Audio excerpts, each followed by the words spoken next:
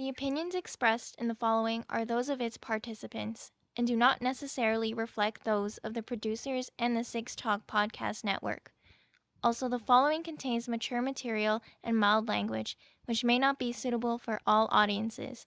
Discretion is advised.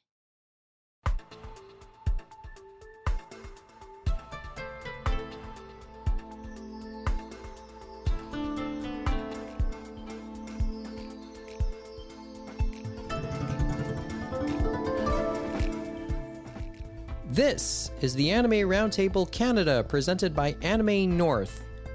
You can contact us via email animeroundtable@gmail.com, Twitter, Instagram, and TikTok at Anime Roundtable, and on the web, animeroundtable.com.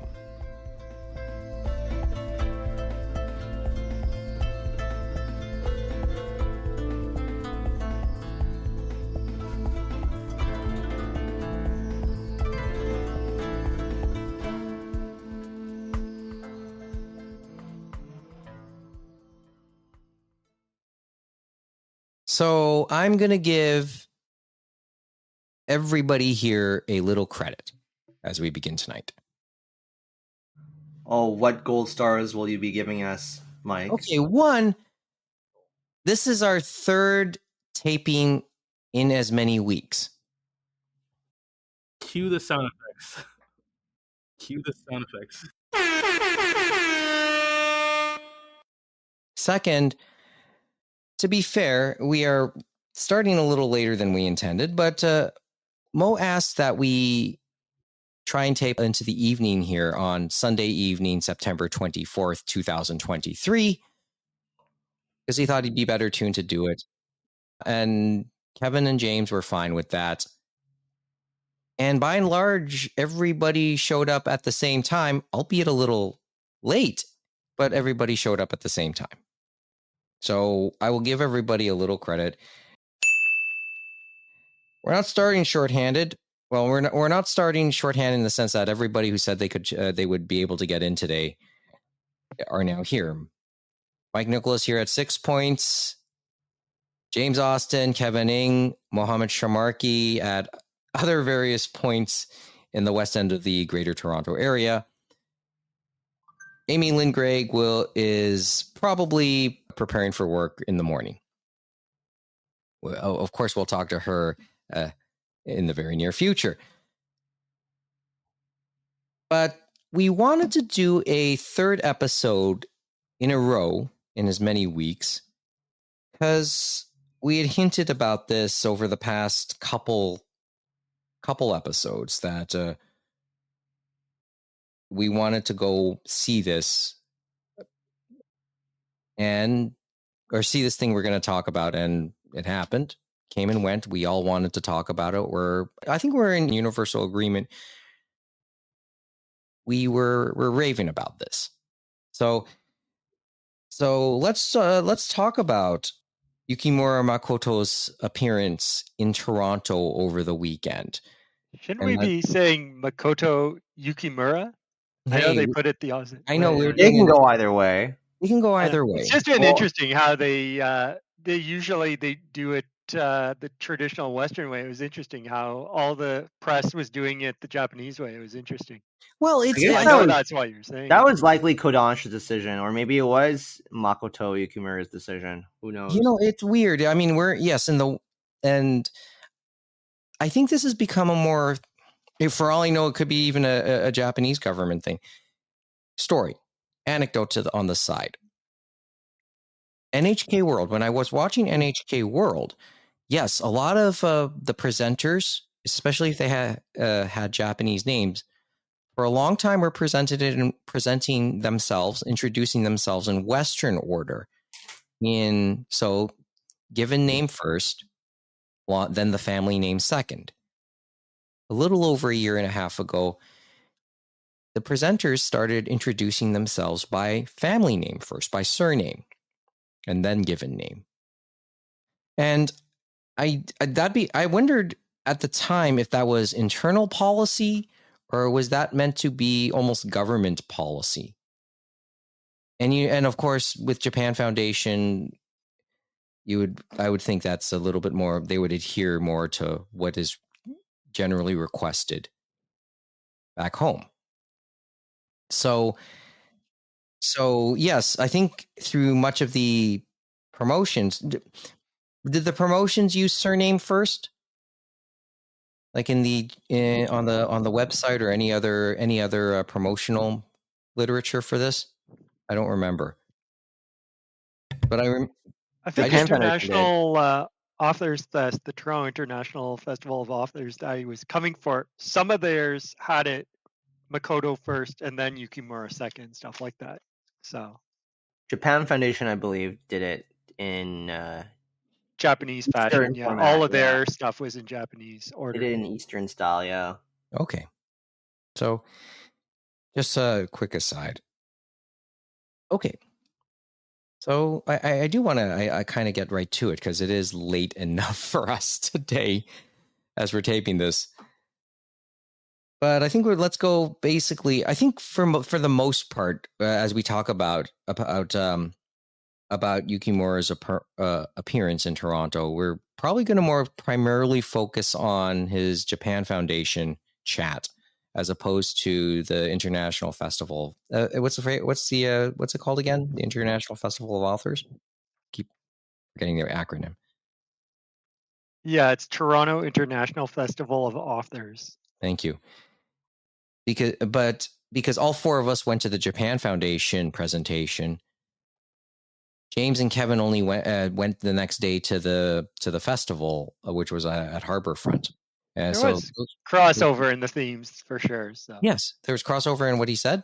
Cool. Let's. I'm pretty sure we'll bring that up in the course of the conversation. But I kind of want to talk about it as we do tonight. Basically, from our perspective, also having been there and probably checked out the venue and maybe the atmosphere and the people who came. So Mo, we know Mo. Let's start with Mo because he actually got there first, but he didn't actually reserve a spot. He was in standby, and truth be told, he was already in the area, right? I think Mo, I didn't really get a hint that you actually wanted to go until you mentioned you were going to be in the stand in the rush line. So I've never read any of this guy's works. I haven't watched the anime. I mean, it's Vinland Saga is pretty big, I guess. I don't know. It was Friday night. I kind of had other plans, but I figured, yeah, I'll hang out with you guys. Yeah. And it was free too, right? It was free. And I thought it would be. That also helped. Yeah. Well, it was nice I had the time as for myself. So Mo was in the rush line. The three of us, Micah, James, and Kevin, we all at least reserved online, and somehow we also got selected to be able to get an autograph. So all three of us also got something signed. By the way, Kevin, thanks for letting me purchase that secondhand copy of Vinland Saga 1 off of you. You're welcome. So that's part of it. We all waited in, and the lines were separated based on who reserved online and the last second line, the rush line. I gotta say, my line was better than your line. Well, your line had a lot of space. It was so quiet. It was so spacious. Yeah, you guys were all like together. Whereas on our side, it was just warm, real warm. And I saw Mike yelling at Mo at the other end of the hall. I'm surprised they didn't kick us out of the building or call security down below. Exactly, Mike, bro, come on, man. Quiet. You're trashing the guy, right? Trying to. I thought it was I was just trying to keep it, keep a friendly atmosphere. I thought it was friendly. Okay, you didn't. Don't get me wrong. It was very friendly. I just feel like. Or was I embarrassing you? No. It was just that it was very loud. That's all. I didn't think it was that bad. Well, when you work where I work, anyway. But in your defense, once the place fully got packed, everyone was pretty loud. Yeah. And yes, the fans who signed up, by and large, showed up. Well, not all of them, because Mo did get in after all. He was number Like you were within the front, near the very front of that line. There's 2, right? I was number 4, and I think there was like 7 of us in total. So not that many rushing, but also there was exactly 7 seats available. So it's like it kind of worked out. Yeah, pretty good. So, quick background. I know Kevin and James would give a better background because for me, I'm all pretty much on Mo's spectrum when it comes to my familiarity with Makoto Yukimura. Probably his two most famous works, Planetes and Vinland Saga, right? And to realize that he had 2 titles that far apart, like that came to the forefront, in different decades, 20 years apart. But Vinland Saga is very much his the one he's known for to much of fandom these days. I think that's safe to say, right? I'd say so. Like the beginning of the aughts and that he did Plantis, and that was a shorter manga, and Tokyo Pop put it out, and it was rescued by Dark Horse, which has it still in print now. And then Bandai, God rest their soul, they released the Plantis anime in DVD, and I think they had an Anime Legends release at one point, but that one unfortunately is completely out of print, as in it's not even streaming anywhere. The only way you can get it on Blu-ray is Anime Limited's UK release. So maybe one day it'll come back into the fold, because it's an interesting sci-fi workplace comedy, so to speak, for the anime. And the anime and manga on Plantis is slightly different but similar, but it has the same soul. And it's like, what are we going to do about the garbage up there in space is one question it poses. Did But it not get a Japanese Blu-ray release? I'm not sure if it has, to be honest, on that one. So that could be a question mark on that one. The only one I know of is the one Anime Limited did, and Justin Savakis and Media OCD, they're the ones that actually did that Blu-ray for them. I do So remember this, yeah. we're hoping that someone will pick it up, because ironically, when Bandai went belly up, a lot of people rescued their stuff. Sentai, which only released one of the things they rescued, and then Funimation, which released pretty much all the big ones that they rescued. They got all the big ones. And then poor Planetes got left as an orphan. No one picked it up. So I'm not sure if that means its sales were absolute not good, because I know they put a lot of love into it for the first 3 DVDs. They put stuff where they talked to people from NASA and all this stuff. And then it kind of went down from the last 3 volumes in that, which As is a too quick bad. aside, I resent Sentai/ADV for not re-releasing Zega Pain, because that was one of their license rescues, and I sold my Bandai DVDs thinking that they were going to re-release it, and they never did. And finding Zega Pain is almost impossible right now. Somebody got a deal off of you, dude.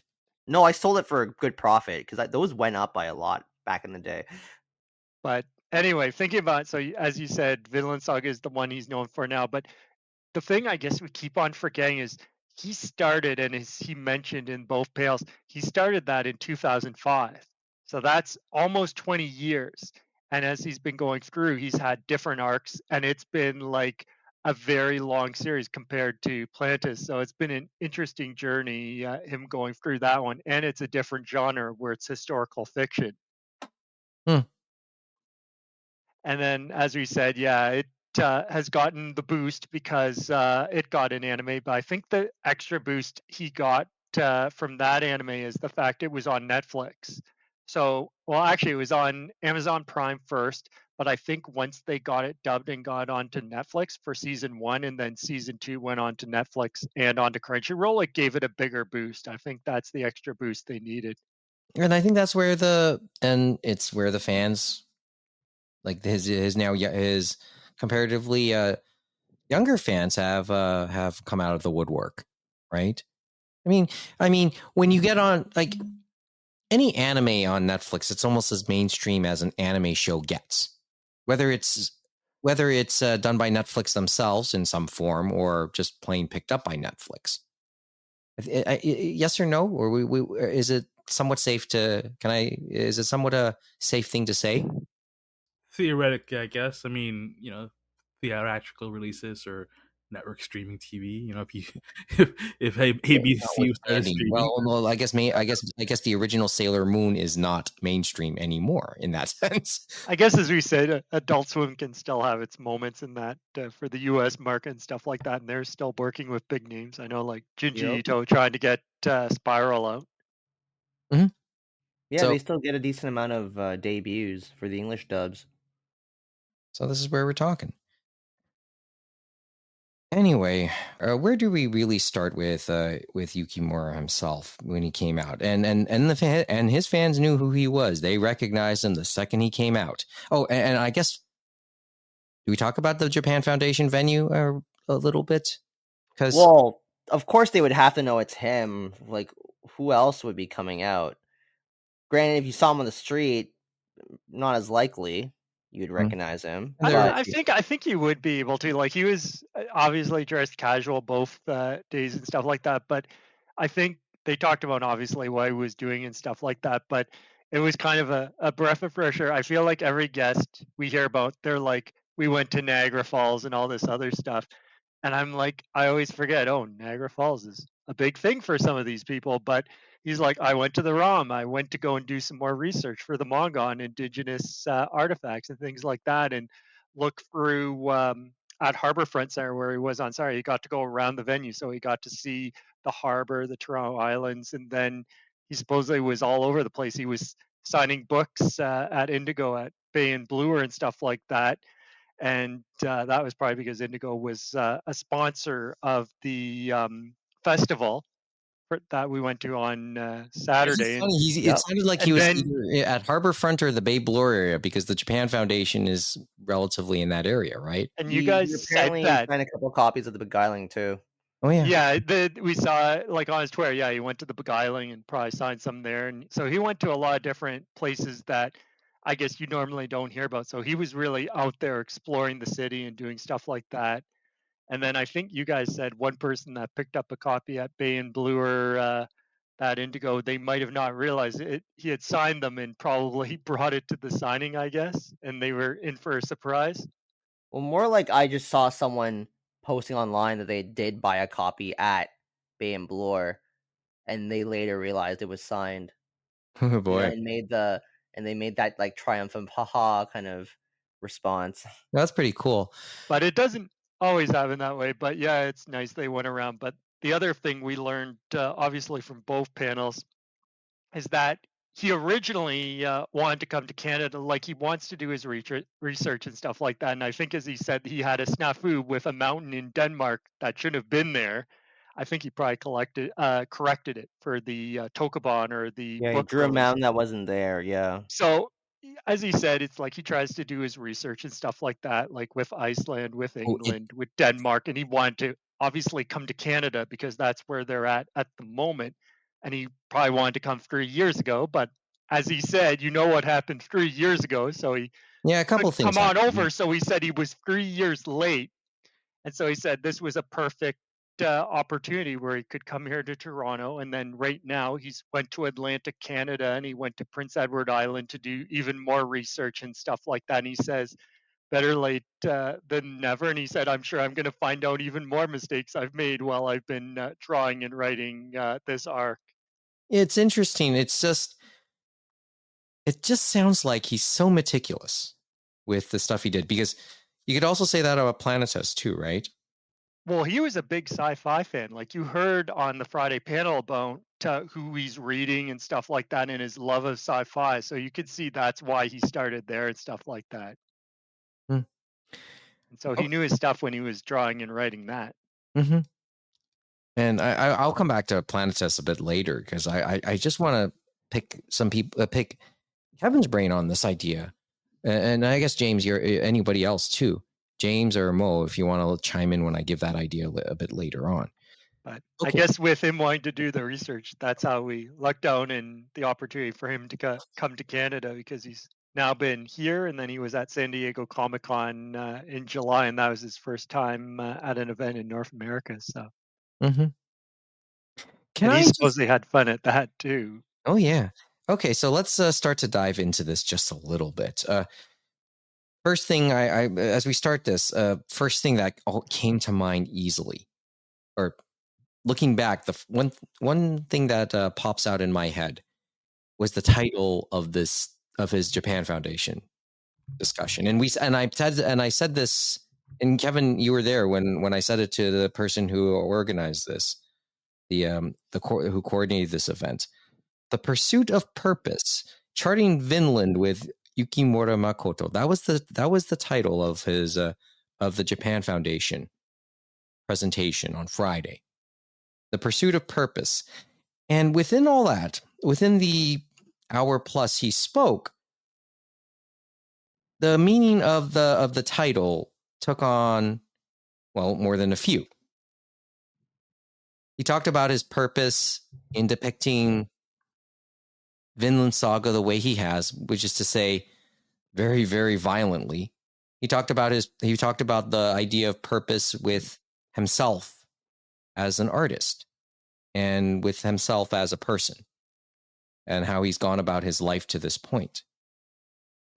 Is that fair to say?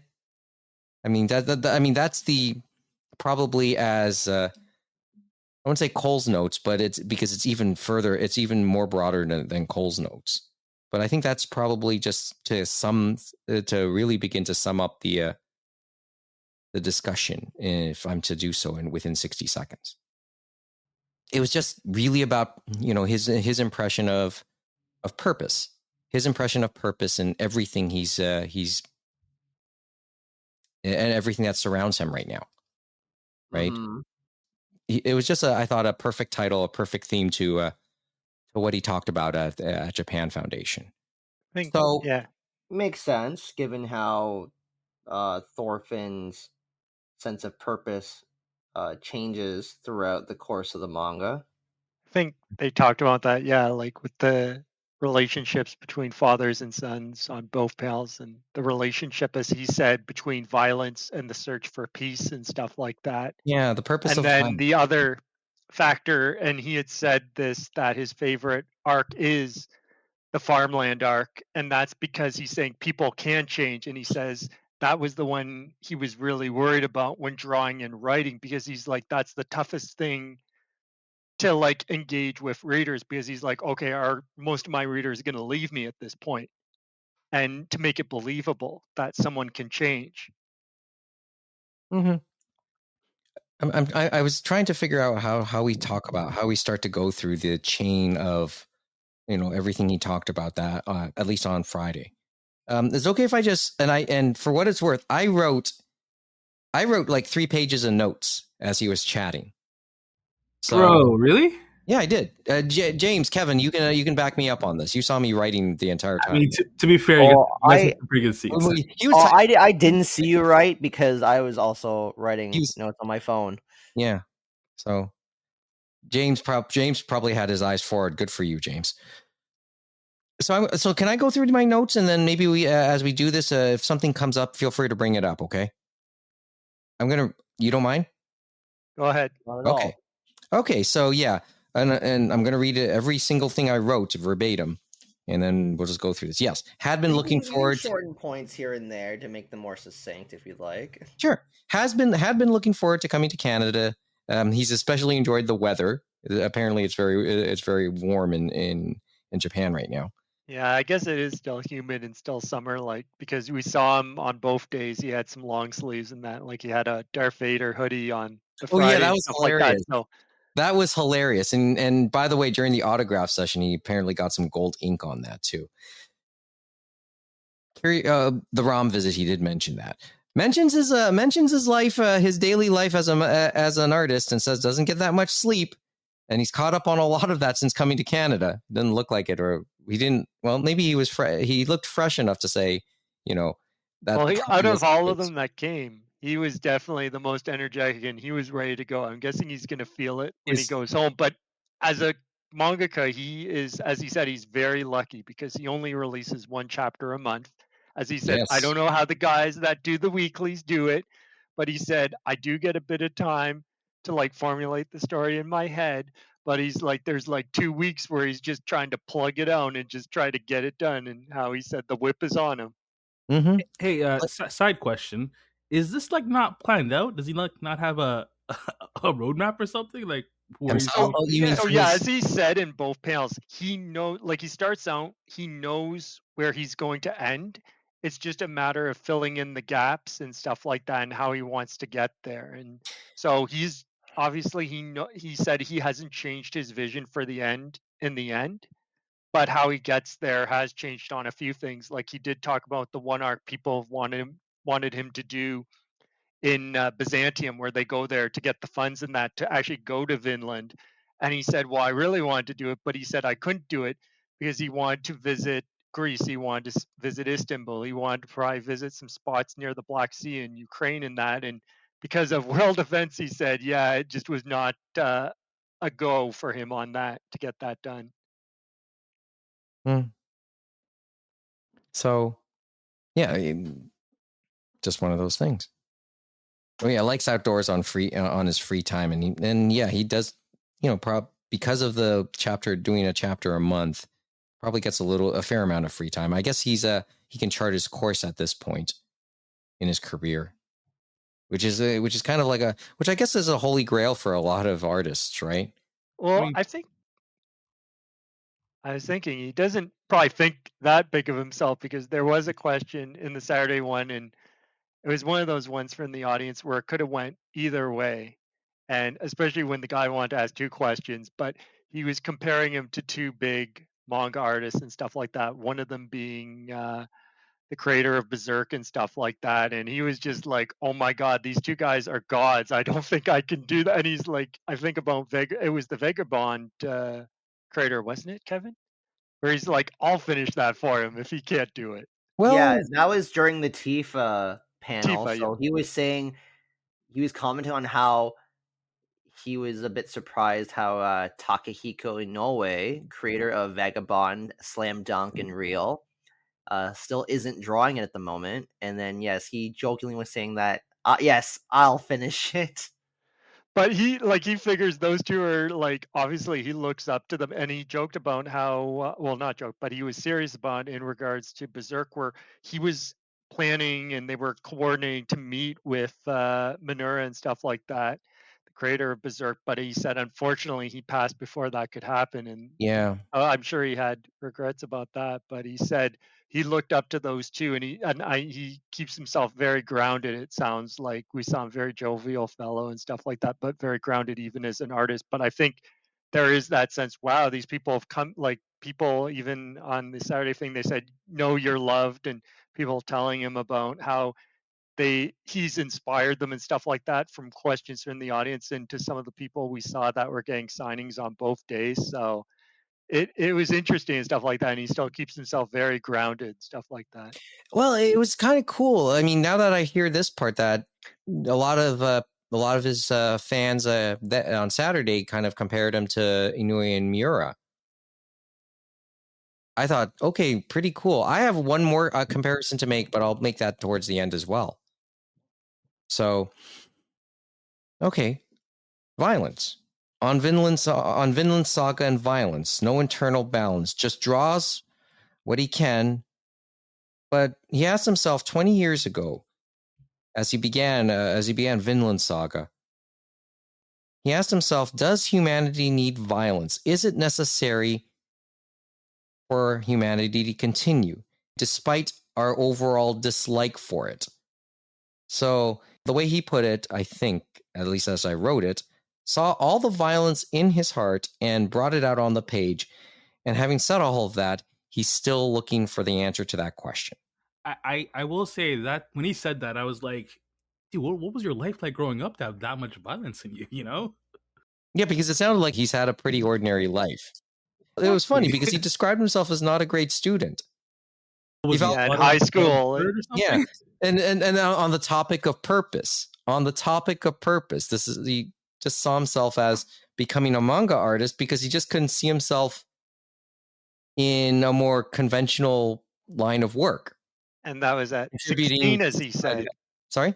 That was at 16, as he said. Mm-hmm. And then he talked about his father and how he said, "Wow, my father must have been such a great guy." He said, he's going to allow me to do this and give me the rope to do this. And his mother probably wasn't very happy about it, and probably, as he joked, given up on him. And he's like, or maybe he's, as he said, my dad has just given up and said, "Well, there he goes. Let's see what he does."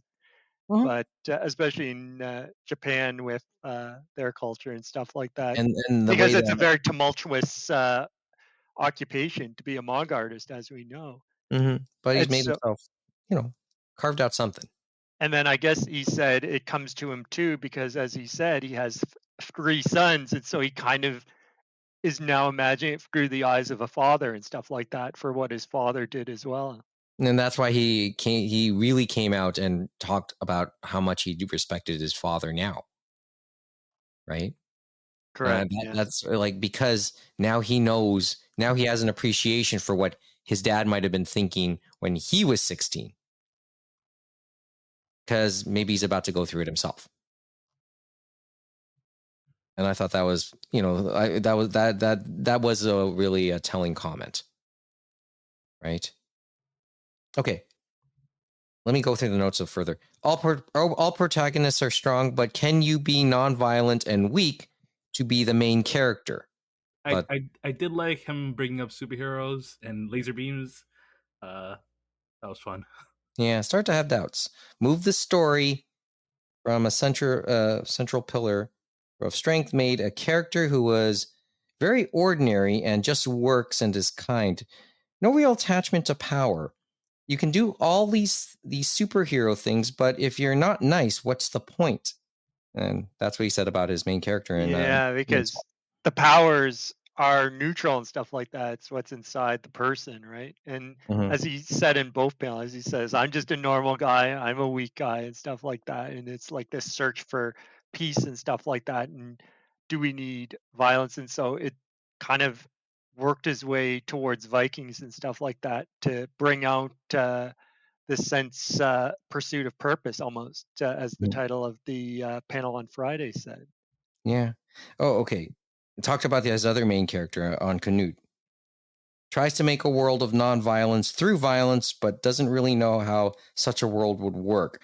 And I think one thing he kept bringing up is vegetables.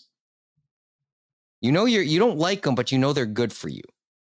He used that metaphor on more than one occasion. That one stuck to me. Yeah, it's like you see it in Vinland Saga. Like there's sometimes you have to bring down the hammer to move forward and stuff like that. Nonviolence may not always be the means, and definitely the main character of Thorfinn is now going through that now in the last few arcs. And then, as he said, he wanted to show all that violence in the first arc and stuff like that to then get to that second arc where we explore this thing of nonviolence and of Thorfinn changing from this young, destructive, violent young man trying to get vengeance because he saw his father killed in front of him to him having nothing because he lost his sense for vengeance because the person he had to get revenge against passed on and stuff like that. And so now he has to find this new purpose, and then how he finds it and stuff like that and how he changes, which is a very tough thing to, I think, probably create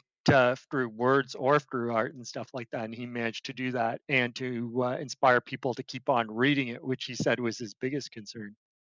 Well, it's a relatable idea too sometimes, right? You try and work a very long time, maybe even the bulk of your life, towards one goal, and either you accomplish it or it slips out of your reach forever.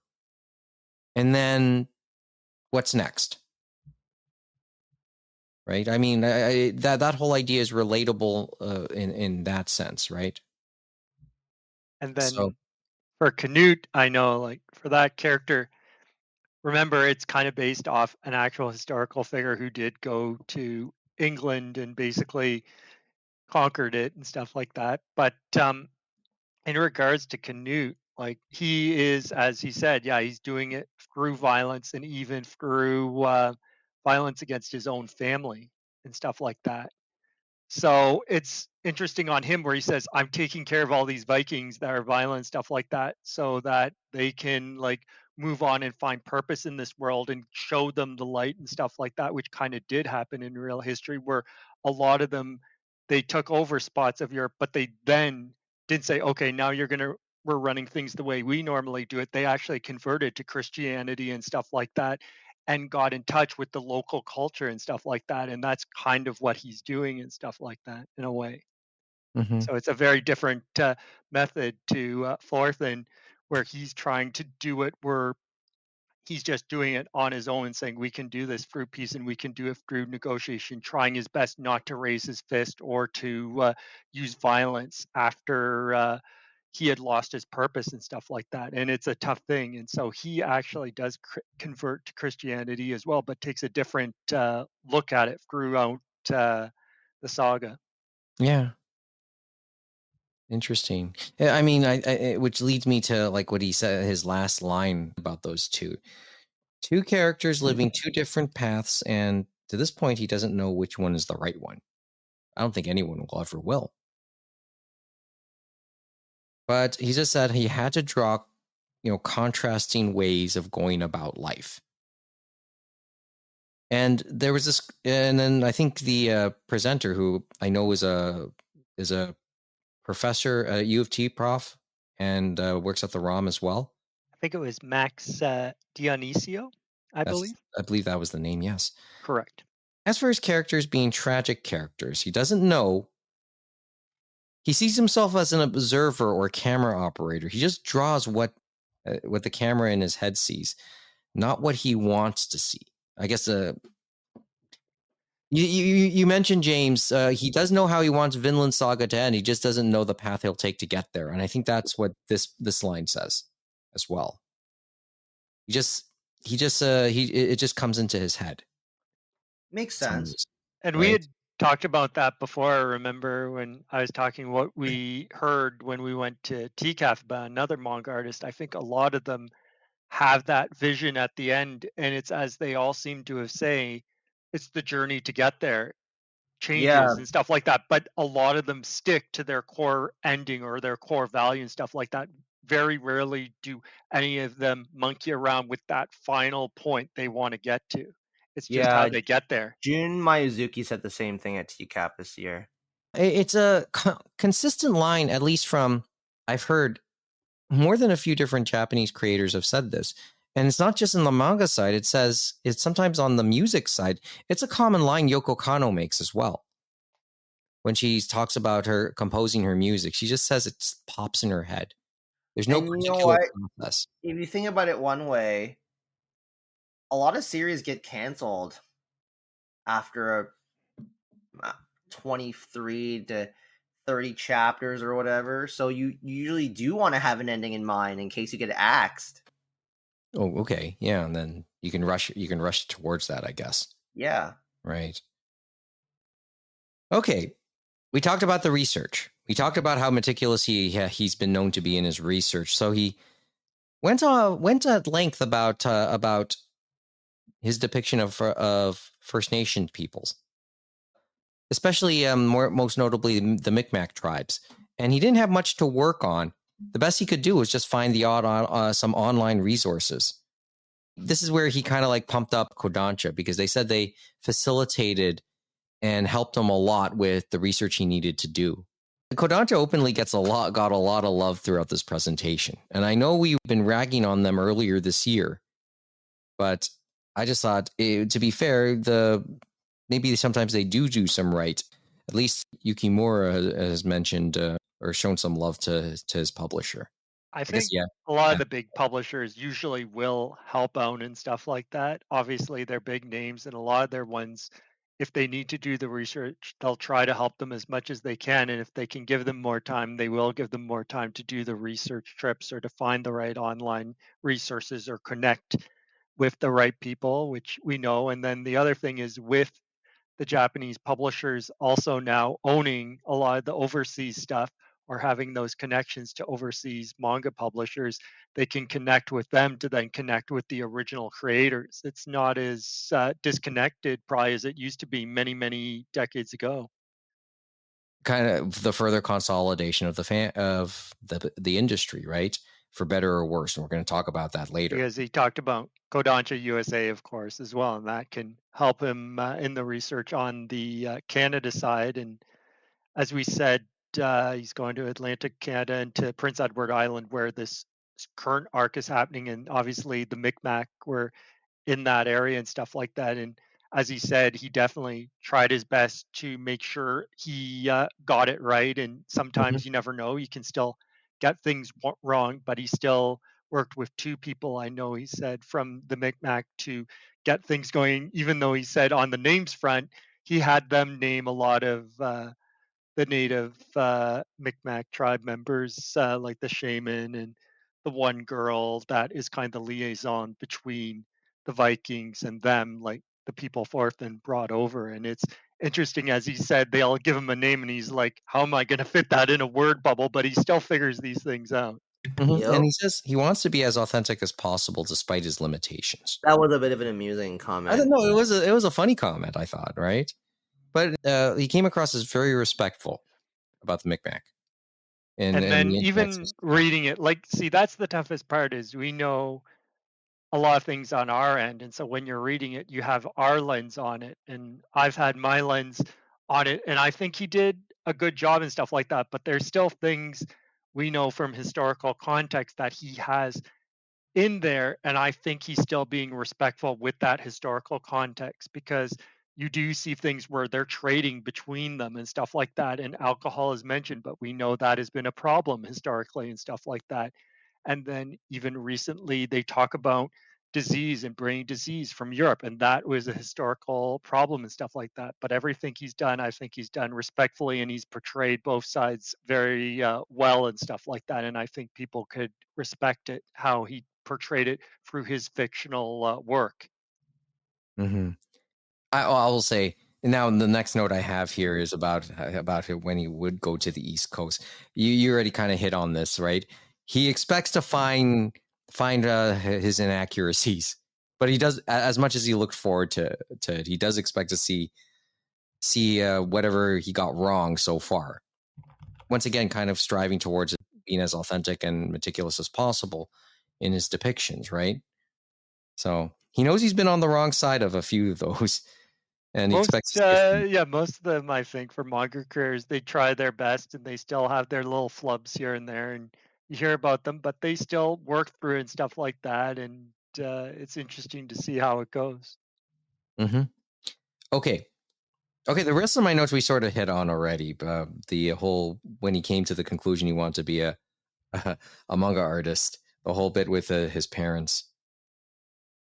Even on the Saturday, like the other one, talking about purpose and stuff like that, and there was kind of the lens of, you had Thorfinn and Askeladd, and basically Thorfinn, for Askeladd, he never got to reach either forgiveness or revenge because Askeladd had passed away. But then later on, they have a character named Hildy, who she is still there in the saga, still with us now. But in the recent book and stuff like that, she was able to find that forgiveness, and it was interesting him saying how to find that forgiveness and stuff like that, kind of like finding that purpose was an interesting journey and stuff like that, like a different parallel to what we saw earlier in Vinland Saga and stuff like that, where you couldn't find that forgiveness because basically Thorfinn had killed her father and her family when he was probably rampaging in the first part of Vinland Saga with the other Vikings when they were in Britain and other places in Scandinavia. Yeah, see, I don't know what else to add because, by my own admission, I haven't started reading Vinland Saga yet, and any memories I have of Planetes are blurry. But yeah, I can't say I like. It just sounds all valid, right? The way you put it. Okay, so I am the last of my notes before the Q&A. The last part was any recent inspirations, and he mentioned he's been a fan of Andy Weir. I don't know. I don't recognize the name, but Mo, you do. Yeah, he's the guy who did The Martian. You know, that I was surprised he didn't mention the movie at all, or Matt Damon. I feel like when we had the Q&A, the questions were not as personable as I thought they'd be. It's more focused on his work, but I guess that's the way it goes. It's a mixed bag, right? You never know sometimes. No, there was one person. He asked if his English was good. I knew you in would Japanese. And And you like asked him that. we were just looking at that and we are like, wow, and that was something. But you know what? He still managed to Waste of a work through it and question. stuff like that. But it was definitely one that you're like, oh man. No, it was clear that that fan just wanted an opportunity to speak with Makoto Yukimura in Japanese and then didn't think that far ahead on how else to follow up that initial question. Yeah, okay. Yeah, it's just maybe that might have been the most cringeworthy question, I admit. But he still Yes, he it answered every was question a asked of very him. So good. cringe question, and it's just the fact, if he didn't come out as all awkwardy and cringy, then it wouldn't have been as bad. But yes, I was just dying of cringe in my seat. What can I say? Okay, let's go back to Andy Weir though, because I can't say And I I feel recognize the that name. kind of goes back to Planetes and stuff like that because he definitely loves a lot of sci-fi and stuff like that. And as he talks about the NASA spirit as well, right? So you could tell he was primed to start with something sci-fi and stuff like that in Planetes that had some real world grounding. Yeah, it did. Yeah, and I guess and Weir worked at NASA too, right? Correct. I So believe. yeah, that was I just thought an interesting point, and I guess to hear that and knowing Planetes in the background, and to know that he's become a fan of or he was a Weir fan. It doesn't take a genius to know. Maybe that makes a lot of sense, right? But now maybe he's had a few of his own fans now curious about Andy Weir too, if they weren't already. So that pretty much was at least the regular portion of the discussion, and then there was the Q&A, and that was a funny moment when they said, okay, so we can only do it inside at this microphone, and you wouldn't believe the very quick rush in a very cramped room. By the way, that room was cramped and pretty packed. Well, it was interesting because contrast that mic on the Saturday. It was a nice sized auditorium. It probably might have been a little more people, obviously, than we had at the Japan Foundation, but it wasn't completely full. And for that Q&A, they actually did have a Q&A there. That one, instead of going and rushing to a microphone, basically they had a nice lady with a microphone, and they basically said, we're going to ask you to put kind of like for questions and then to please put your hands up or whatever. And the hands just kind of shot up along Same with thing, Kevin's, except Kevin didn't have the luck of getting them to run over to him. So they were running all over. They even went to the back. See, which meant they had to climb the stairs. About the only thing that sounded the same was a lot of people want to ask questions. Yep. Okay, so any questions in the Q&A that caught your attention? English aside? Well, the one we told you about on Saturday, that could have been the one that was parallel to there, but luckily the question was salvaged by the answers and stuff like that and how it was handled. But you never know in a Q&A, right? But all of them were relatively good, talking about his process or talking about themes in Vinland Saga. There was a lot of that. Planetes wasn't mentioned in either Q&A, of course. So. Yeah, so the question that James is bringing up is what we've discussed earlier, but essentially the way that fan phrased it was basically saying, how does it feel like to be in the top 3 of current seinen manga alongside Berserk and Vagabond? And then it took a little while to communicate to Yukimura that basically he was held, at least in current fans' minds, or at least on the internet, he's held in the same esteem as Kentaro Miura and Takehiko Inoue. And you already kind of hinted his reaction, right? Yeah, a big eh. Yeah, there was a big reaction, and then after we finally we finally were telling him like, oh yeah, because Miles and Jocelyn didn't know right away who the fan was referring to. Then we had to tell them, and then they told Yukimura, and then he went, what? So yeah, pretty humble about that. I'm pretty sure he doesn't consider himself in their league. Not at all. He doesn't as think we so said, at all. yeah, very With down that to earth. reaction, which So- is which is amusing, like in a good way. Was it the same translator, by the way? Yeah, it was Both days? Jocelyn both days. Jocelyn, yeah, and Yeah, I for have both panels. quick aside off for her. Quick aside on her. You saw what her pad, right? You saw the pad she was writing on. She was using an e-ink pad. I had to compliment her on that when I went up for the autograph, because there's like you know me and my fascination with ebook readers, right? Mm-hmm. So they've been, and e-ink has kind of, they've been moving more and more towards written like pad and ones you can write in, and she had one, and she mentioned it was a godsend for her. She loves hers. She loves her e-ink writing pad, and she was using it pretty extensively. At least on Friday. I'm pretty sure the same thing on Saturday. Yeah, no, the same on Saturday. They were in comfier chairs on Saturday, like it was like those couch type chairs and stuff like that with the leather and that. But anyway, she's done so many different events, as they said. So she's definitely a highly sought professional for translating manga and all this other stuff and different events. And she's given her time to the Japan Foundation. And I think the only thing she didn't do was Saturday signing. They let her take a break and someone else pitch it for her on that one. The signings on Saturday. Yes or no? Has she done TCAF? No, she's pretty much embedded in TCAF, I think, at this point. As Miles said, they've been doing it for so long, and she's helped them along the way and stuff like that. I think that's why this year they gave her a break. And so this year she's like, oh, this is really nice. I can just come to TCAF and enjoy the event, which is what she did.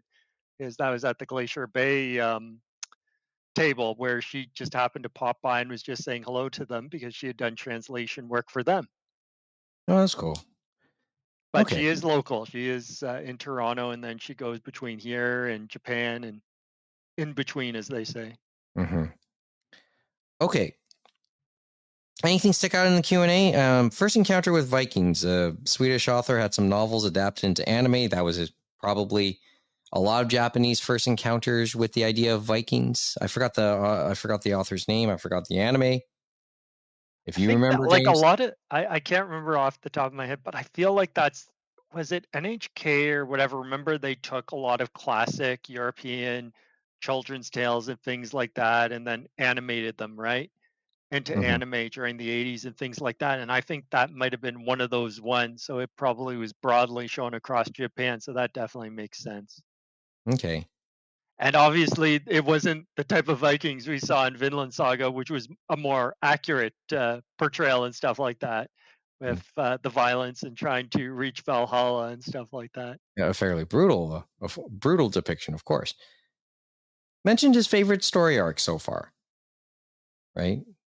Farmland. He definitely always says farmland, and that was, as he said, probably one of his more challenging ones, but it also was kind of that pursuit of purpose again, right? Because that was him finding purpose and trying to see engaging with the readers, and readers spoke back and they seemed to enjoy what he put on the page and stuff like that, because not many people would have the guts to throw that forward, because that could get some people canceled, right? Mm-hmm. Referred to it as hard but rewarding, and likes the idea of seeing people change and grow. So, and you don't see that much in a lot of mediums, but he was able to put it, as he said, in a realistic way. And as he said, since this is one of his longest series and a longer series in general, he's able to put that pen to paper and those like the pictures on the page to make that journey possible. He doesn't have to take the shortcuts, right? So he can take his time, and the audience and the publisher allowed him to get that done. And it is interesting thinking back to Saturday. He talked about, and I could definitely see that in that arc too. As he said, obviously the first thing you see with a person is their face and the expression in their eyes and stuff like that, and people use that. But he said the second thing people usually see is the hands. And so he said he always tries to make sure, because he said a lot of artists, you can tell how good they are when they depict the hands and stuff like that, because you can show the change in emotion through their hands and stuff like that as well, which was interesting.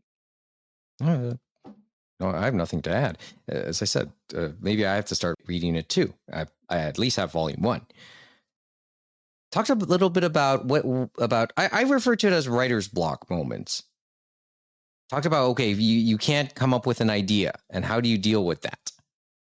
You get up, you try and draw, but nothing comes to mind. How do you deal with it? And he just talked about, he just powers through, just forces himself to draw. Which is You kind know of what like you a do. not an answer, right? I mean, Either that, or as he says gone fishing. Yeah, it just goes fishing. Maybe All I you guess he can just really wants- do, right? Like, Yeah. gotta get done eventually, in theory. Yeah. That's why he said he has that time to like think of the story and all that stuff for the monthly, and then it's like the crunch time and stuff like that. But as he said, he doesn't know how he would do it if he was like a weekly author. It's like, Yeah, I guess that's or what it something is. like Oda and One Piece, right? Yeah, I think what was the phrase he used about his editor? He spends 50% between family and an editor over his shoulder with a whip. I think that's how he refers to it. In essence, yeah, he always jokes about that. So maybe the depictions we see of editors in anime and manga are fairly accurate. Well, based on our TCAF one, sometimes it goes both ways, but usually they're very work closely together, and they're colleagues that can push and pull each other to help each other out. So I'm sure that's more of what it is. But he said, yeah, when you're in the thick of it, it's like you're both trying to grind it out. Okay, so just going through the rest of the Q&As here. The English question came up next. Yeah. Themes of masculinity through Vikings. Doesn't think of himself as a manly man and really doesn't like violence. Feels he's criticized, and in many respects, he feels like he's criticizing that type of masculinity because he finds it scary. Toxic masculinity. That's a phrase that's come out in the last couple years, right? Sounds like he feels that way. Sounds like he feels, it's problematic. If you let it can get problematic at the very least. It sounds like there's a commentary about that. Coming back to just the two main characters and his thoughts on violence altogether in Vinland Saga. We shouldn't be surprised that he came out and put it in those terms, right? Okay, keep going on. Let's keep going. As I said, feel free to jump in. Okay, music. He says he listens to likes to listen to a lot of Annie songs himself, but appreciates as for the music of the anime, he does listen to the Vinland Saga soundtracks. Really, I wish he brought up more examples. Huh? I wish he brought up more examples of who. In terms of the Annie song side? Yeah. Yeah. But I know he definitely liked the opening and endings, and you could definitely see that on both season 1 and season 2. Like they had really good openings and endings, and but that's he also, like 4 each. So and he complimented the director of that too, because he just thought, yeah, it kind of meshed all together with the vision, the story, and everything came together, right? So yeah, and he said, I think he said in the note I wrote was he appreciated the fussiness of the director in that respect. And one of the bands came this year. Mm-hmm. It was 5 Set the Prophet. Yeah. You said that was the first time they played it live, right? That specific song for Vinland Saga, yeah. Because it was basically had just come out the month before in Japan. Yeah, that's right. You brought that up some months back. Yeah. Yeah. No, not bad. Okay, yeah, comes back to his like of Andy Weir. Three Body Problems. Is that his one of his books? I have that note down. I have that title down. No, that's a different author and stuff like that. Yeah, it was a Chinese author, I believe. Oh, that's right. That's right. Three Body Problem. Yeah, that's right. He was asked about other books he likes to read and mentioned a Chinese author, and that's it here. That unfortunately took up a lot of the Q&A as well, because he clearly didn't have one in mind, so he kind of struggled to think of one off the top of his head. But mentioned his like for science fiction, right? He mentioned an admiration for the idea of science fiction because he sees science fiction as something you can experiment with. You can experiment with these things, because frankly speaking, these aren't reality. So it just allows for a little bit more a little bit more experimentation. And yeah, perhaps it's also like he says you can just experiment. I guess my own compliment about science fiction is that sometimes it sets a target, right? That somewhere along the line, what you see depicted in science fiction can become science fact. But I think some of it for his, when he did Plantis, there was a lot of groundedness in that, because as he said, it was same thing as Vinland Saga. It was more grounded. He was talking about, okay, we have people up in space, we have people on the moon and stuff like that. But we have all this garbage up there in space because we just kept on leaving stuff up there. So we need, what are we going to do? We need people to collect all that. And it's about people collecting that trash that we've left from old spaceships and stuff like that, just floating around in space. That if we accidentally hit it or it accidentally hits us, then guess what? It could go kablooey, whoever's in that spaceship, right? So it could cause a serious problem. Yeah, I so think they solved this problem in Futurama. well, I remember that episode, Bo. or at least thinking about it now, there's going to be a lot of SpaceX satellites too, or link satellites to have to deal with. One interesting point that Yukimura brought up to me when I got Planetes signed on Friday was that when I mentioned how one of my favorite chapters was when Fee was desperately trying to find a place to smoke, but always getting screwed over in the process because all the smoking rooms are getting bombed by the terrorist group. He was saying how, yeah, it's funny how nowadays we're seeing this happen right now where there are fewer and fewer places to smoke. Yeah, I no, couldn't help but they've chuckle at definitely that. started that in Japan and a few other places. But Yeah. obviously for us, he probably wouldn't be able to find any places because we started that long, long before. But thinking about it, there's another one from Saturday, and it talks about his humbleness. We had talked about all the people he praised. The people he praised on Saturday as well that he didn't talk about before on the Friday, and it had come up with Miles in that was the moderator for that one, was about him drawing horses and then his backgrounds and stuff like that. And so he joked about that. He's like, well, I just give that to my assistants, and my assistants are just so amazing. They can make these horses, some of the animals. But he said, when they do the backgrounds, I just give them a vague idea and they just give me this amazing thing that I can work from. So he says, without my assistants, it's like incredible that they can help me bring my vision to light and stuff like that. And as well, he mentioned his humbleness where he said, if you want to see my mistakes, you can read the monthly chapters. And he said, by the time I get to the Tokobon, I usually manage to correct them. And he said, usually it's, I forget about scars that should be on Forthin's face or body that I should have drawn in the monthly. And then I correct in the Tokobon, as he said. kind of like the broadcast and and then the home video version, right? Yeah. So let's see. I put down this note. Violence is fine. Who cares how many die? But as long as humanity survives, that's fine. So these type of works make him think. Because that's what he said.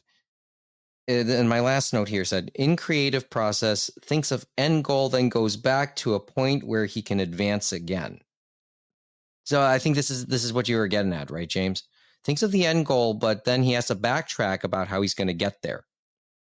Yeah, and that's why, as he said, he always talked about his different arcs, right? So he's like, okay, this is my point. I'm going to maybe rethink, and then starts going again and again. So he had these ones where it's like you have Iceland and England where he finally accidentally goes on the boat with his dad, even though they said don't get on the boat. His dad was murdered in front of his eyes, and then he has all this violence and rage, and he's trying to get vengeance. And then at the end of that arc, his reason for vengeance is no longer there, and then he's turned into a slave sent to Denmark. The next arc, basically him trying to find purpose again, stuff like that. And that journey is quite incredible. And then after that, the coming home, and then the trying to get ready to go to Vinland, and then now we're in Vinland or we're in Canada and stuff like that, and we'll see where they go from there. Mm-hmm. I think I'll start reading. Because he could have just probably said, "Oh, we've reached Canada, we're done." But no, he's still going on and stuff like that. So there's more to tell, which is great. Yeah. And maybe the ending, the way I'm reading it now, it's not going to be all like happiness and roses and kisses and all that stuff. It's probably going to be more grounded and stuff like that. And it's something Forthin is going to have to. It's like, well, I'm going to have to deal with it. It's like, it's you. Sometimes you can't win or you can't always succeed, even if you try your hardest and stuff like that. And how you're going to deal with it. And I feel that's how Forthin is going to end up, the way I've been reading it. You think he's gonna leave Vinland? Well, I don't want to say, but it could happen, and depends on how it's happening right now. But it looks like it. But you never know. He could change it up and stuff like that, because as he said, he thinks about it, and then something could change. Maybe when he goes to Prince Edward Island, he gets inspiration, stuff like that, and that changes how he wants to reach the end goal again, right? I do like how it's still in progress. You know, like he's still releasing month to month, which is pretty cool. I can't remember if he has to, like, I would think he's off at least this month or whatever, because he's technically come here. He's come and doing the research. So hopefully Kodansha's like, okay, we're just giving him a break. He's just going on a research trip, and then I'll be back next month. Maybe something's already ready anyway. You mean he started at the beginning of the month instead of the end of the month? Perhaps. But I guess the last thing we had talked about, the one interesting takeaway as well from the autograph line on both days, and this is the interesting part. Obviously, we it was free to get the autographs. You obviously had to put in that you wanted to get an autograph, so you had to register. But the thing that none of us knew was going to happen on both days is not only did you have a little chat with him, you got the autograph and stuff like that, but he also took a picture with everyone and stuff like that after they took the autograph and stuff like that, which is very rare. Like, I can count on one hand how many creators, anime, manga, or otherwise, are saying, "Hey, why don't we have a picture together after we did this autograph?" And all of that was at no cost. He just wanted to engage with all of us and feel the love. And he took a group photo at the end of the Friday panel and stuff like that, and was really into it as well.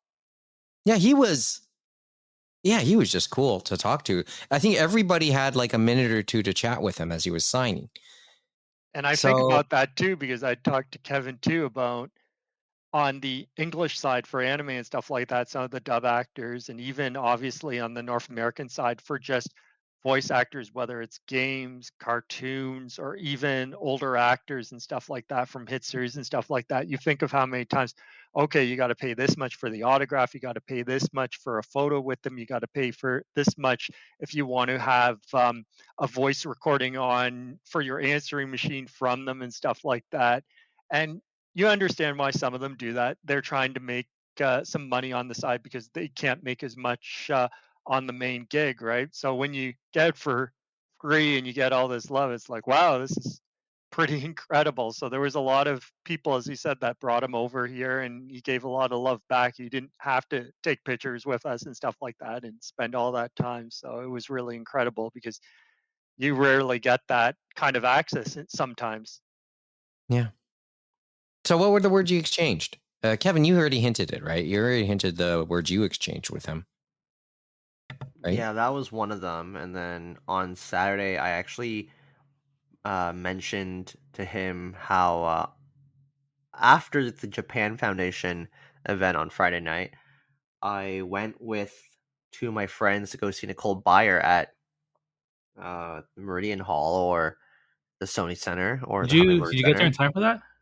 Yeah, I did. The show didn't start till 9:40, but the Nicole herself didn't come out till 10 because how's the opener? Opener was pretty good. He's a half black, half Indian gay man from Brampton. He's a pretty famous writer. He's like award winning and stuff. He's on Yeah. This Hour Has 22 Minutes from time to time. Pretty popular Canadian comedian. He's good. Oh, I think was it Brandon Mohamed was his name? I don't remember exactly.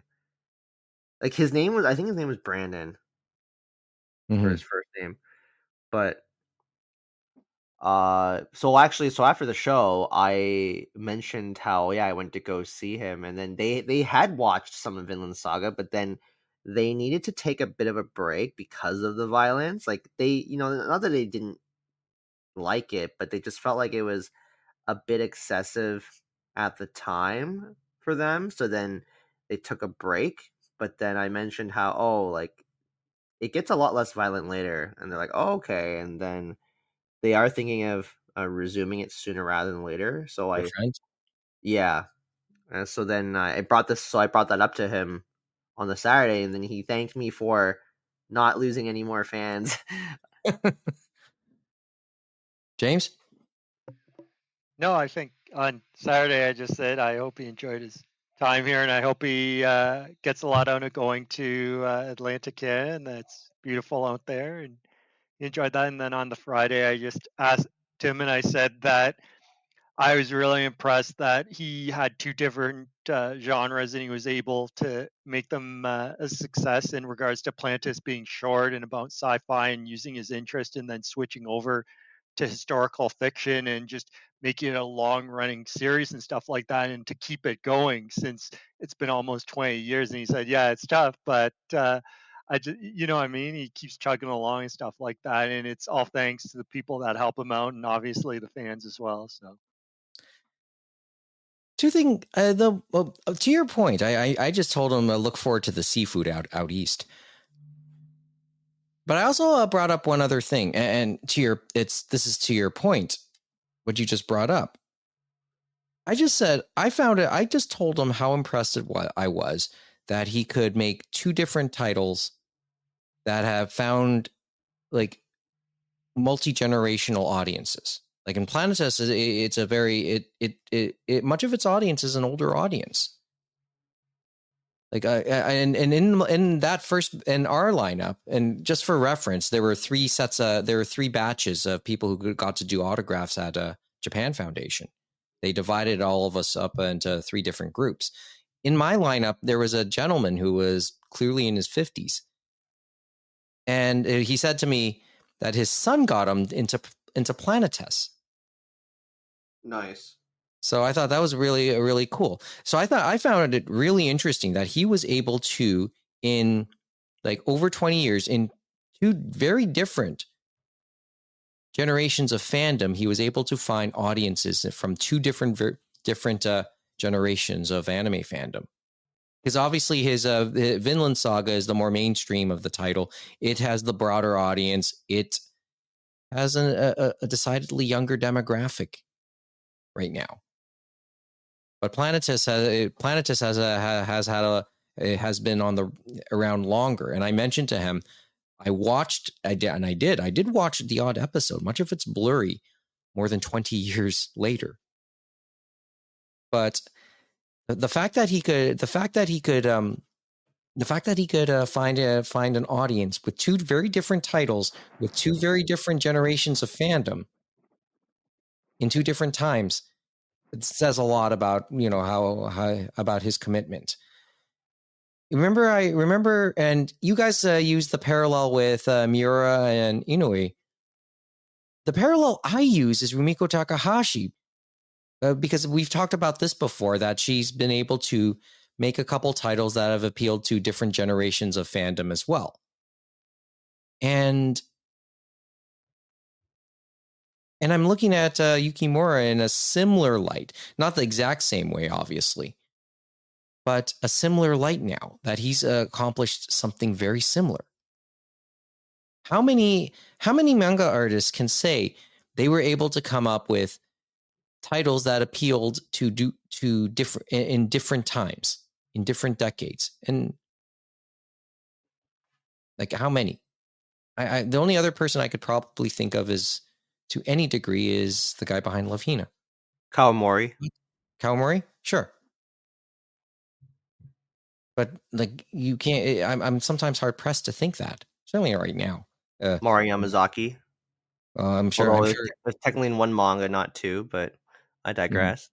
Something Third my Romai.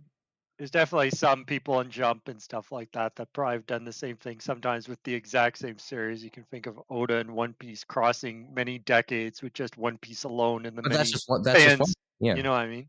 Yeah, but like with separate titles and very different titles, let's say. So I thought, and I just thought, I just wanted to let him know that, and he appreciated it, and clearly appreciated the compliment. Yes or no? Give me a thought, and this comes back to Planetes because, as I said, my memory of it is blurry. One of the I'm going to go back, and I'm really reaching here, but I just want to hear your thought on this one before we go. A popular sitcom in the 70s was Barney Miller. I don't know if any of you guys have ever heard of it. It was just a sitcom set in a police precinct, and many people praised it, especially police officers, because they said it depicted police life probably the most accurate, and it was a sitcom.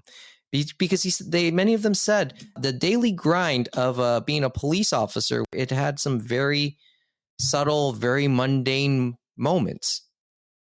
The daily life of a police officer isn't constant shootouts or action. It was actually the day-to-day life of police officers were fairly ordinary.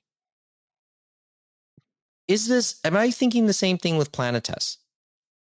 It was just, it had found humor in some of the most mundane things that could happen in space. I would say that sounds about right because it was sci-fi, but in a slice of life sort of way, and about a profession that doesn't exist yet, but likely will. Kevin, I know you because I know you're more familiar with Planetes. Sorry, what was the question? Like Barney, the Barney Miller was very popular because it depicted the very, very ordinary, mundane day-to-day life of a police officer. Can you say that about Planetes? Like that part of it, a lot of its appeal is based on, it sort of depicts a very, as James just said, slice of life type of day to day for people in space. It doesn't depict like life-threatening situations, just by and large. It just depicted pretty ordinary days in space. Well, the beginning of Planetes is like that. I think some weirder political stuff happens later on, if I'm not mistaken. Yeah, but it does become more serious. I haven't read those parts in a long time. So I don't remember as clearly on that. It does become more serious at the end, but yes, there's a good mix though. Oh, okay, so maybe I'm splitting hairs to some degree, but I just thought I'd bring it up anyway. So, one last thing before we I close the topic, and then we'll just do a couple headlines and brief before we go tonight. I have to talk about the Japan Foundation itself, because that was the first time I've seen its current location. I know it's been there for almost a decade now, but I'd been to the old location a few times, and that's where Fred Schott had one of his discussions in their former location, which I don't remember how new that new location is actually. I don't think it's a decade. I think at most maybe 5 years or so. I'd heard, I think 2015, and I talked with a friend, and they said who was there when at the time, and I think he mentioned like something like 2015, 2016. I feel like we were still going to the old location before the pandemic for TCAF events. Yeah, we were. That's why I was saying 5 years at the most, and it was like a year or two before the pandemic. That's why I mentioned to you, Kevin. I said this is the first time I've been to this location and stuff like that ever, May, because yeah. before they were on the Mink Mile and they were encased in glass. Yeah, that's the old location. It was a really nice location. It was. How they had it for so long is impressive. They're in a more modest location now, but not too far away. So just for reference, right on top of a subway. Hey, it's convenient, isn't it? True. So, but it was nice. It was nice to see the place, and hopefully, it isn't my last visit or at least the next visit will come sooner rather than later. And it was nice to see the library too, because I think when I told Ken, I said the library was bigger than I thought, and they have a lot of different things in there, obviously for Japanese learning, obviously on the manga side, and they even have some videos there for anime and other live action stuff. So it's interesting, an interesting mix.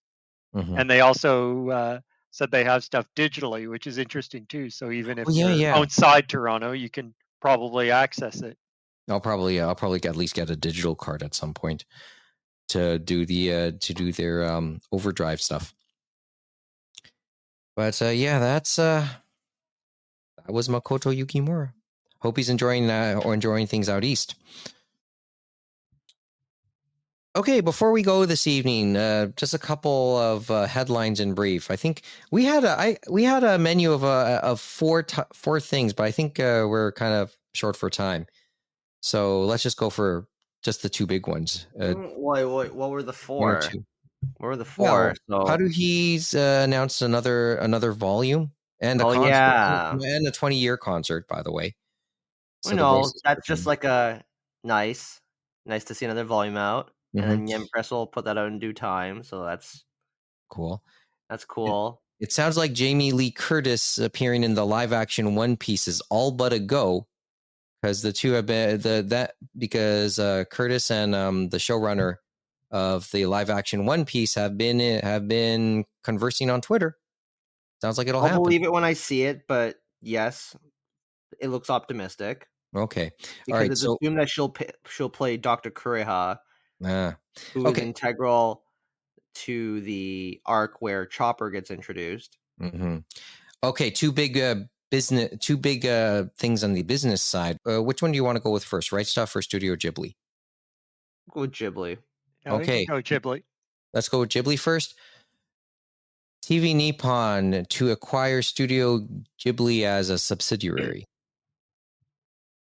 Happened because what's this? Studio Ghibli sold to TV Nippon or Nippon TV after finding no successors for Hayao Miyazaki. Okay, James, Kevin, Cole's Notes version.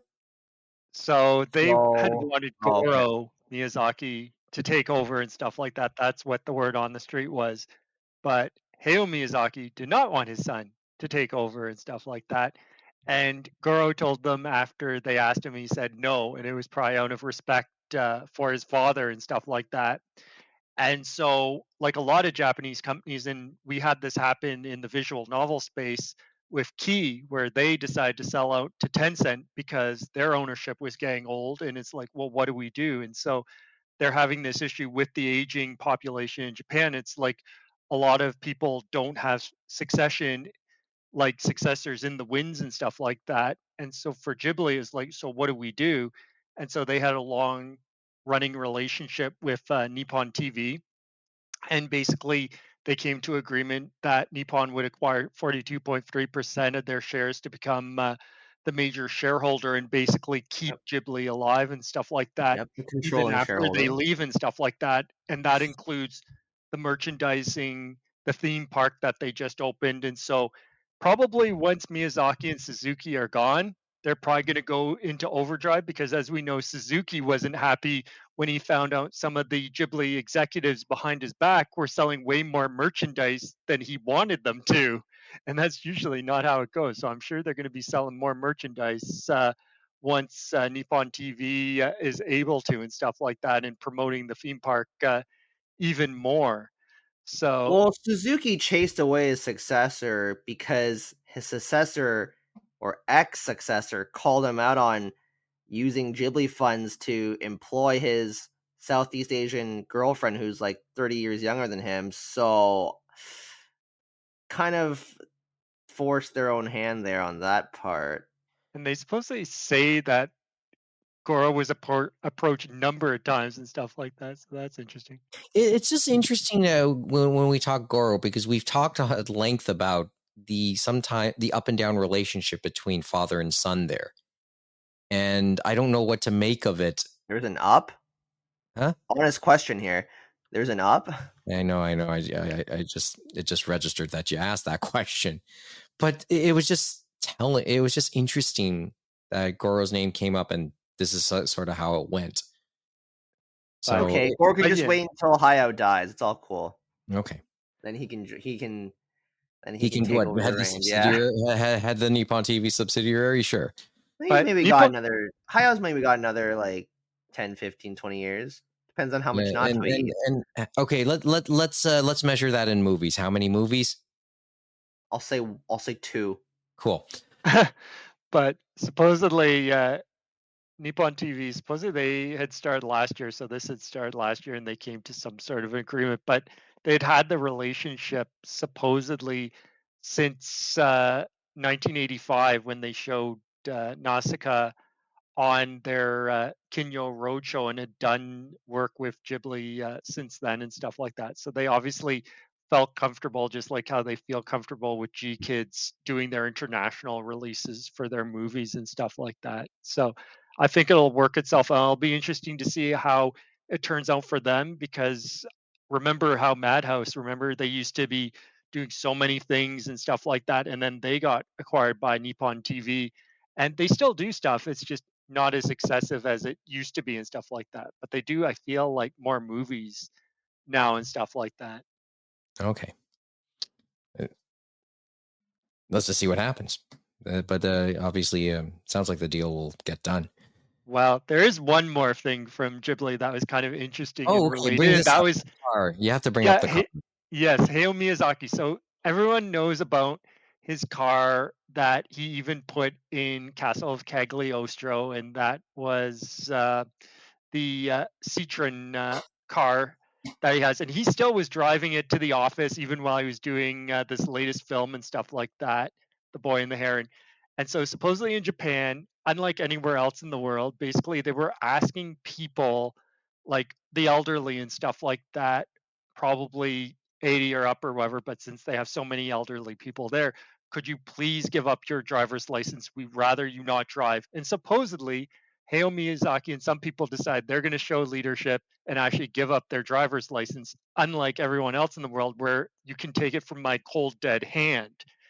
So it's interesting. He's going to give up his license, Hayao Miyazaki, and then the car, the Citroen car, because he had used it in some of his animated works, because he loves that car, they're going to put it in the Ghibli Museum and put it on display for people to see. So that'll be fun for people to look at when they get there. And that is the Citroen 2CV that was produced between 1949 and 1990, supposedly in Japan. And supposedly they're saying that car was the first front-wheel drive car to sell over 1 million units in Japan, I guess. So that's what he enjoyed driving. Car for So I car have to enthusiasts, ask. take notes. Go. I have to ask, what's everyone's favorite Ghibli movie? I don't think that's ever been asked here. I believe I said Totoro. Strangely, I've always maintained my and it's not Miyazaki. I've always maintained my love for Ocean Waves. I've constantly stated that as actually my favorite Studio Ghibli piece, even though it's not a Miyazaki one. The first Although I really liked Porco Rosso too. The first tale that came to mind for me was Only Yesterday. Okay, and James. Well, I guess if it was Miyazaki, I would look at Porco Rosso, but I'm more in the Ocean Waves camp with Mike. Okay. And Interesting. Actually, it's funny how I was reading the one quote that made me laugh about Miyazaki giving up his license, and he said he wanted to set up a good example, but he said also he wanted to stay out of danger, and his driving days were done now. Yeah, he just didn't want to get into an accident. I guess he doesn't have to worry. I'm sure someone will drive him to the studio because he's still going to the studio, they said, to do things. So he still probably is going to make another film. As we know, they said that he isn't done yet. Yeah, it'll be the pen that'll come out of his cold, dead hand, I'm afraid. Because I see people kind of like, lamenting the sale and thinking, Ghibli's not going to be the same. But then I was reminded of, I just linked it to you guys, but I'm reminded of this sequence of clips from the Kingdom of Dreams and Madness where the person asks Miyazaki, like, aren't you worried about the future of Ghibli? And in that series of stills that you'll see in the link, basically Miyazaki says, well, the future is clear. It's going to fall apart. I can Oh. already see it. And what's the use in worrying? It's inevitable. Ghibli is just a random name I got from an airplane. It's only a name. And then he stares at the sky and says, how pretty. But it sounds like it's plausible. Just sounds real. Okay. See, what's more lamentable is this last point we're talking about, how they're basically going to dismantle Right Stuf. Oh yeah, nice segue. Thank you. And not surprised. Can't say I'm surprised one bit. And no, I don't think any of us are surprised by that. But because I know, James was saying how not too long ago it looked like the customer service aspect of Right Stuf went kaput as well, right? Well, that was last week. So this week was the confirmation, but the week before we're like, oh, they're going into overdrive to finally like merge it all together, because we lost the phone number from the website. We lost the live chat to the customer service that week too, which tells you, oh, maybe they're laying off their customer service, which is one of the things they said they were known for, that would bring their customers and people trust and stuff like that, and that they praised when the merger happened. So that's not a good sign.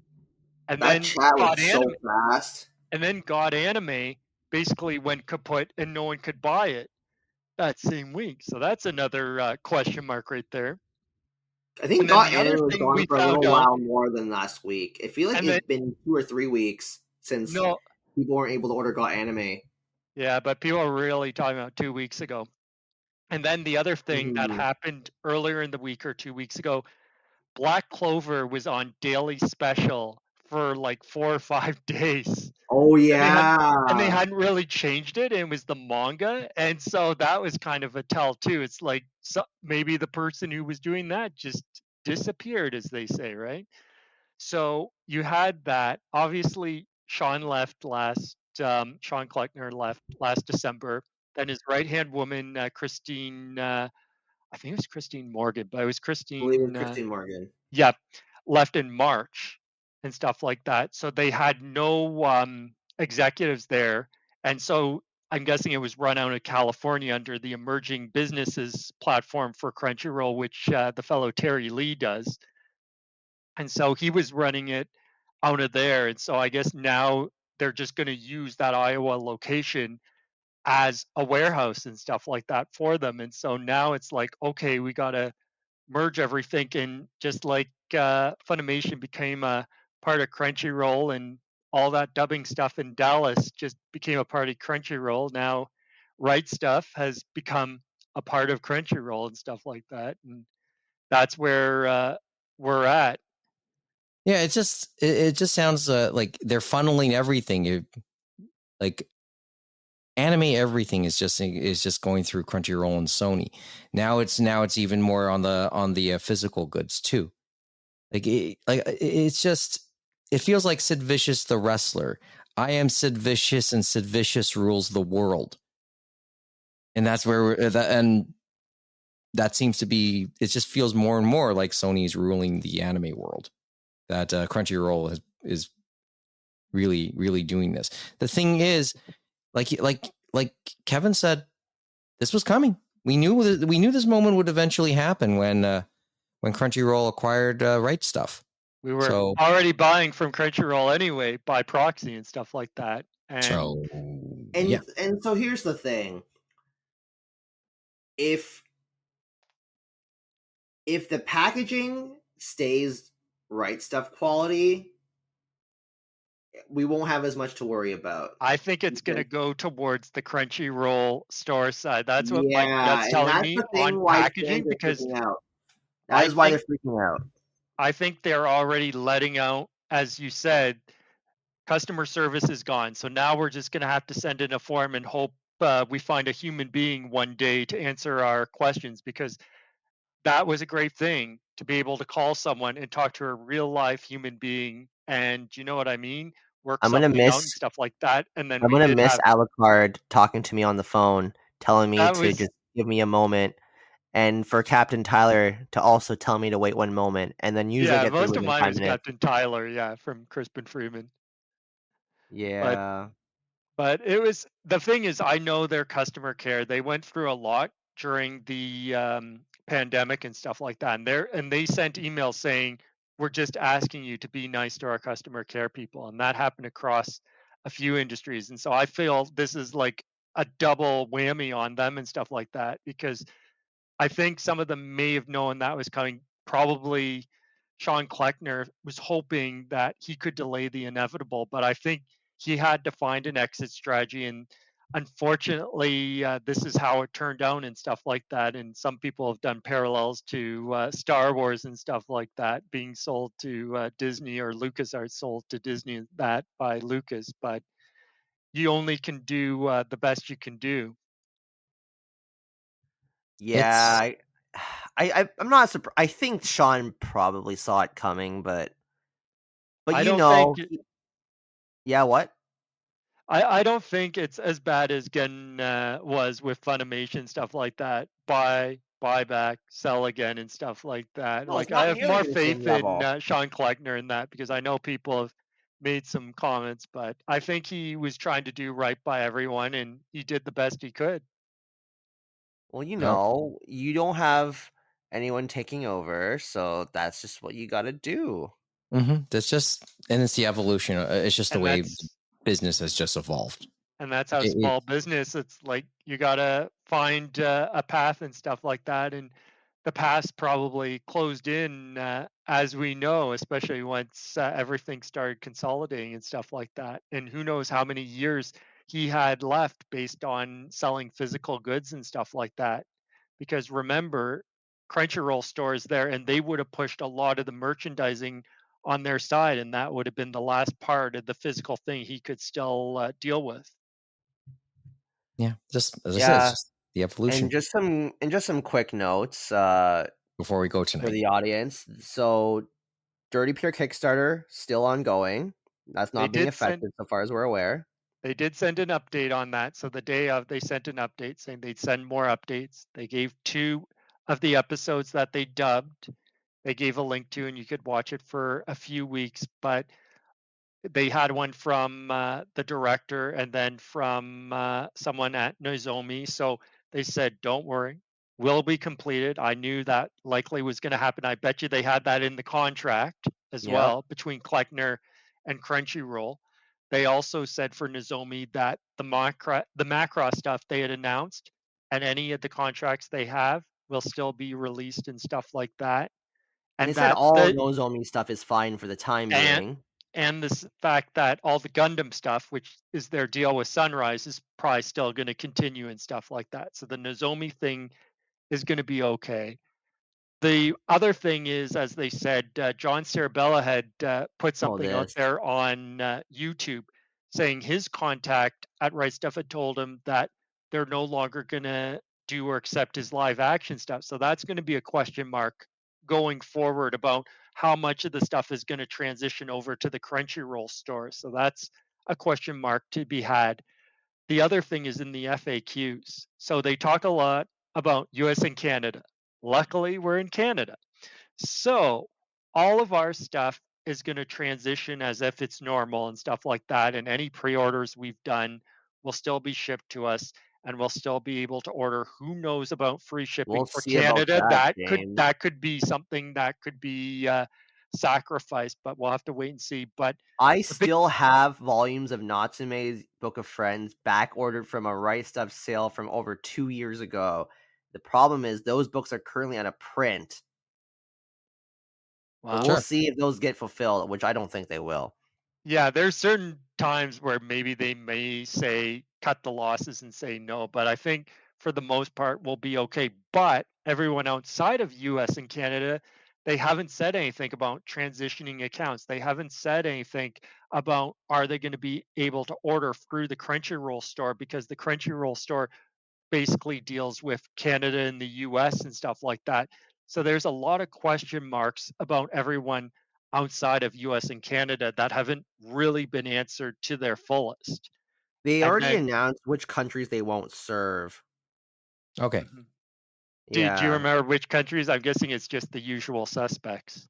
I assume it's the usual suspects. Like a lot of these, like Polynesian countries, probably some Asian country. Actually, all of Asia. And then I'm assuming some African countries, depending. I didn't really notice any European countries on that list. The other interesting thing that they had to mention, and that I think made it, this was probably the fastest they were going to get it done, because I know some people thought they were going to Mhm. get this merger done sooner, is that they talk about the holiday sale. And that's one of the big Oh, things yes. about Right Stuf. And so they said, we're still going to have the holiday sale, now known as the Crunchyroll holiday sale.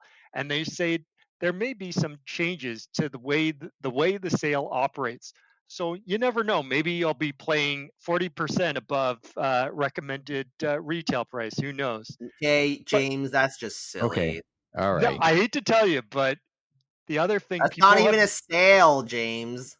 people have noted, as they say, remember the Crunchyroll store, supposedly they are charging at MSRP for a lot of their stuff, and only Yeah. the members at a certain tier get 10% off. So that's another question mark in people's mind, especially. So that's why I make that offhand remark about their holiday sale. But we'll see how it goes with that on the holiday sale. But I The think way I see it, Okay. my prediction, no Last- mega daily sales. They're not going to bring all the deals back on the last day. It may just be 1 week, that's it, and probably lower discounts. I think- And so Last yeah, thought. but in terms of like the live action stuff, yep, this screws over Media Blasters, this screws over Discotech, this screws over Wellgo. There's another company whose mind I'm forgetting right now. the question Maybe certain is Shout Factory smaller. releases. I was thinking smaller manga companies as well. Like you think of Glacier Bay has done stuff through Right Stuf, as well as Kaiten and all those other ones. Like it makes you wonder, are they going to be able to work through the Crunchyroll store, or how that's going to work with the smaller publishers and stuff like that. And I think that's another reason why they want to do it now before the holiday, because they want to get all their ducks in a row. They couldn't do it the last year because they probably already had agreements for what the sales were going to be for 2022. But Okay. 2023, they've gone where they're gone. So it'll be interesting to see how it goes. Yeah. But it's probably going to be a like- bumpy road, I'd say. You And got now to people are scrambling for Especially- alternatives. But we should say we Last didn't thing, please. mention we didn't actually mention dates in that, and that is October 10th. So that's Well, when that's right. October 10th is when Right Stuf is going to be phased out, and they're going to migrate all the products and all that stuff to the Crunchyroll store. Then on the 25th of October, US and Canada, they're going to migrate our accounts to the Crunchyroll store. And I'm guessing if we have something at Crunchyroll, if it's the same email address, they're going to figure out a way to make it all work. And then we're only going to have data since 2020. That's what they said for previous orders. So any of the previous orders we already have in Right Stuf, they're going to be vaporware. And then we'll see what happens from there. So, Okay. oh, but they did mention so if you don't want to migrate to Crunchyroll store and all that stuff, they talked about the October 25th about sending an email It's a negative to Right option. Stuf about saying you don't want to opt in. Yeah, basically So- a negative option, right? Which it'll be interesting to see how many people do it, because there's a lot of people that have said, I'm done. I'm just like, there were some that said they were done when they merged, right? Now there are even more that said, I'm done now. And so they're looking at the other options, whether it's Amazon, which people said don't like how they pack things and stuff like that. So we'll see how the packing goes going forward after the full on merger. And then people are looking at Robert's Anime Corner Store, even though he has his interesting moments of how he No. sells certain things. Don't go to Robert's Well, Anime Corner Store. And Guy doesn't then even bother to update his website from like 2001. And then Discotech had made a comment on this, and they said given, you know how they talked about Canada, right? And their scale, and then there was a reason why it was tough for them to find a distributor in Canada, given how niche they are. Well, they talk about that on the US side and stuff like that, about why they're Right Stuf in Amazon, mostly, right? And they obviously are some other spots in the US as well. But they said, we're in a wait and see mode at the moment, but we're exploring our options. I know. So it's just a lot of scrambling at the news. But as I said, this was coming. And it's nothing personal. It's just business. Who knows? Maybe they'll give us an extra discount with our PS Plus that they jacked up too. Oh boy, wouldn't that be cool? Wouldn't that be cool? But and maybe and that's another story and another thought for another time. I mean, just to end it off. Remember, we talked about how PlayStation would want to leverage its anime fandom into the platform. I'm still waiting. Don't worry. One day, basically, the only place you'll be able to watch Crunchyroll is on your PlayStation 5 or future PlayStation console, and you'll have to be a PS Plus member. Yeah, that'll be a day to look forward to. But I will leave that for another time. That's all we got for tonight, because it's, we all got to sleep too. Once again, if you want to contact us, animeroundtable@gmail.com, at animeroundtable, animeroundtable.com, twitch.tv/animeroundtable, and our YouTube channel. As for the podcast side, first and foremost, because that's what we always are, please leave us a review on Apple Podcasts, Google Podcasts, Spotify, places like that. Because we're always looking for good reviews. We're always looking to be on the better side of the algorithm. What type of reviews are we looking for again? Oh my god, Paru Itagaki got married. I only just see this now. And yes, 5 stars, please. Oh, okay. Please put that link up. We'll put it at the very end. And she's wearing the chicken mask still while she's wearing her wedding dress. Oh wow, that's this I got to see. This one I got to see.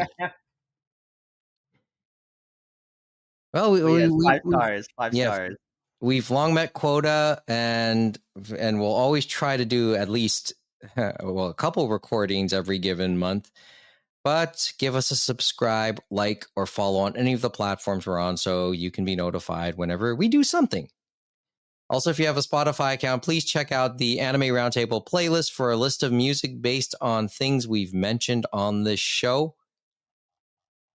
The theme song is entitled Fubuki, Snowstorm by Pico Masaki. You can check out more of her music at picoinfinity.com or on Facebook at Pico Zen Music.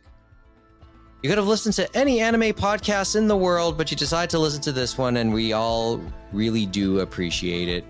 So until next time, thanks for listening. Good night from Toronto, and join us again for another edition of the Anime Roundtable.